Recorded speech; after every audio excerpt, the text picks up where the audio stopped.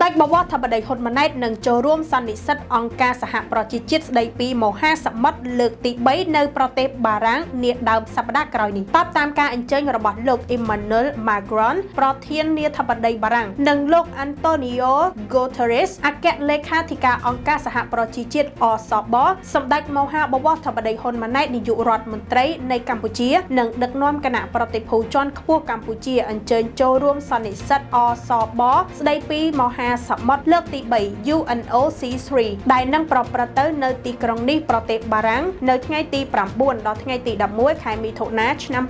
2025សេចក្តីប្រកាសព័ត៌មានរបស់ក្រសួងការបរទេសដែលទទួលបាននៅរុស្ស៊ីថ្ងៃទី6ខែមិថុនាឆ្នាំ2025នេះបានឲ្យដឹងថាថ្នាក់ដឹកនាំបានអញ្ជើញអមដំណើរសម្ដេចបវរធិបតីនិងលោកជំទាវបណ្ឌិតពីច័ន្ទមុនីហ៊ុនម៉ាណែតរួមមានលោកប្រាក់សុខុនឧបនាយករដ្ឋមន្ត្រីការបរទេសនិងសហប្រតិបត្តិការអន្តរជាតិរដ្ឋមន្ត្រីនិងមន្ត្រីជាន់ខ្ពស់ផ្សេងទៀតនៃរាជរដ្ឋាភិបាលក្រោមប្រធានបទការពន្លឿនសកម្មភាពនិងការគៀកកគ្រប់តួអង្គដើម្បីរក្សានិងប្រើប្រាស់មហាសមុទ្រប្រកបដោយចីរភាពសម្ដេចបវរធិបតីនឹងធ្វើសេចក្តីថ្លែងការណ៍ជាតិនៅក្នុងកិច្ចពិភាក្សាទូទៅដោយគួរបញ្ជាក់ពីចក្ខុវិស័យការបដិញ្ញាចិត្តនិងគំនិតផ្ដួចផ្ដើមរបស់កម្ពុជាពាក់ព័ន្ធទៅនឹងអភិបាលកិច្ចមហាសមុទ្រភាពធន់និងអាកាសធាតុនិងការអភិវឌ្ឍប្រកបដោយចីរភាពសម្ដេចបវរធិបតីនឹងមានជំនួបទ្វេភាគីជាមួយនឹងថ្នាក់ដឹកនាំនានានៅអំឡុងពេលសន្និសីទដើម្បីពង្រឹងទំនាក់ទំនងទ្វេភាគីនិងពង្រឹងការបដិញ្ញាចិត្តរបស់កម្ពុជា